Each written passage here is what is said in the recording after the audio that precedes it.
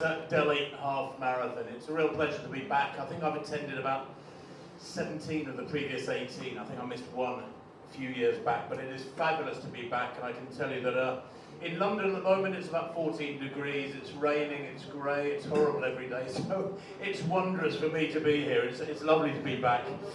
Please do take your seats, and can I just have one quick word about housekeeping? If you could turn your phone off, please. Your phones, turn the volume off or turn the phone off. It's always a little frustrating when there's cameras running and phones start ringing. So thank you very much indeed for all that. Welcome to every single one of you. This, of course, the Vedanta Delhi Half Marathon, the 19th edition, is a well-established race now, one of the quickest in the world. It is a World Athletics Elite Label race. It's recognised throughout the world, and of course on Sunday we will have fabulous elite fields again. We've got some of the fastest runners in the world. We've got Olympic champions, world record holders in both the men's and women's races. We are guaranteed fabulous racing, and the races have been made a bit earlier.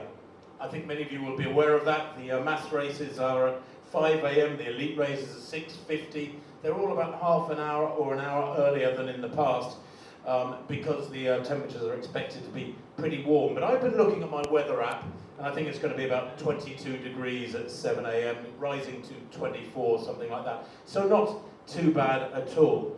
And running continues to boom around India and the rest of the world. I was in Berlin for their marathon 3 weeks ago. They had a world record number of finishers in Berlin. I think it was 54,000 people in the marathon, the full marathon, not a half marathon, in the one race. They had 54,000. And it's fabulous to see that trend continuing here in India as well. Now this, of course, is the event's International Event Ambassador press conference. We have the elite athletes tomorrow, and we are absolutely delighted to have a certain lady here who is a living legend. She continues to put layer upon layer of her great achievements.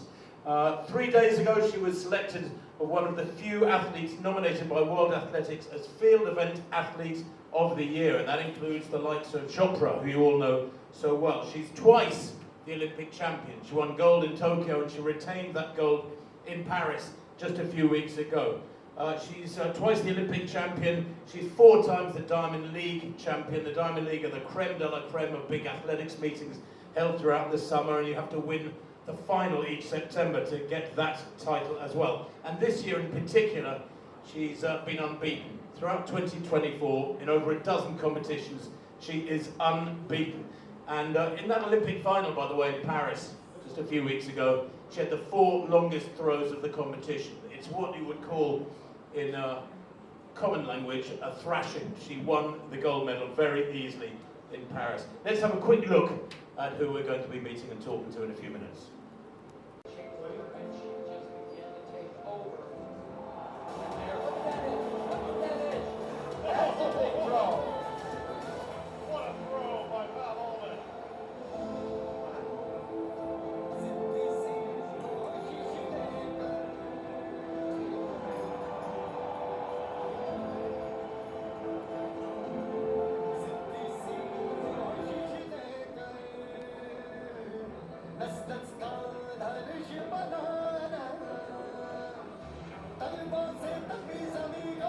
To see a distance that hasn't been touched in 35 years is incredible, but for me and my personality, that's what I need.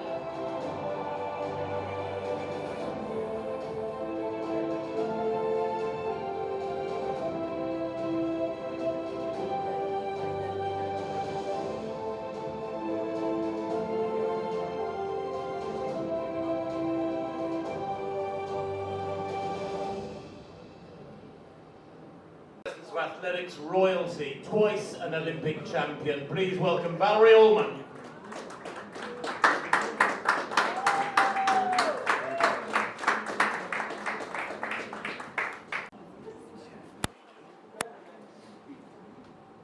Night, and maybe the legs were a little bit tired, but I understand you were working this morning. I'm delighted to see, by the way, you've got your 2 gold medals. I was saying earlier, I would sleep with the things. I'd be with them 24/7, but how are you feeling? You okay? I'm doing fantastic, yes. I've been so excited to be here, and 6 a.m. my eyes shot open. I was ready for the day, ready to embrace this beautiful event, and I I've just been loving my time in India. Yeah.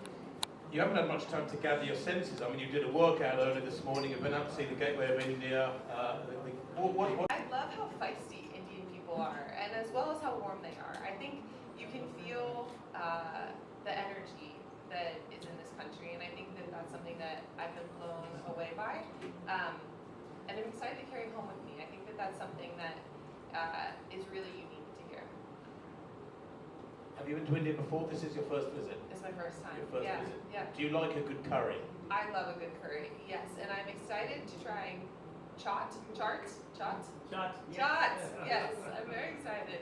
Oh, you've got to try jalebis too. Wow, I've been eating those since I was a kid. My mum was born in India, by the way, so I do like a good curry myself. Val, what are your plans for the next couple of days? I mean, I know you'll be kept very, very busy. Is there anything particular you want to see while you're in India? I presume you did a little bit of Googling.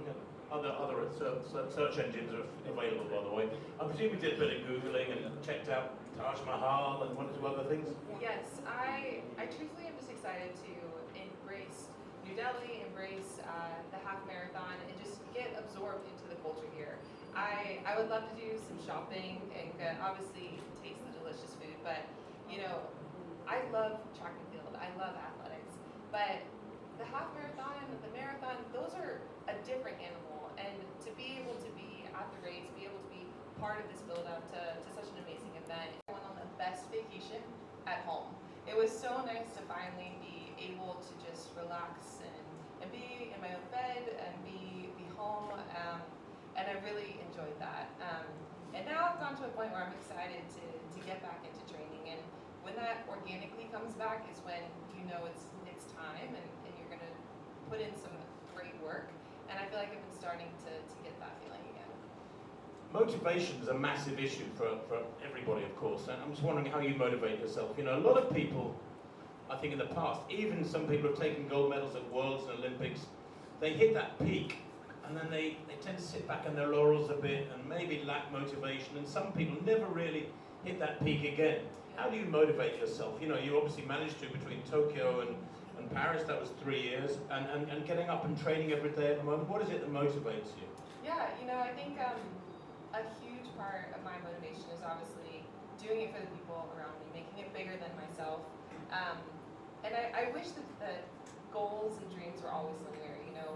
I'm so proud to have won the Olympics 2 times, but the 2 World Championships in between, I fell short of that goal, you know. And I think when you're pursuing any kind of passion or goal, you have to find it internally. You have to want to always be willing to push yourself to see what your potential is.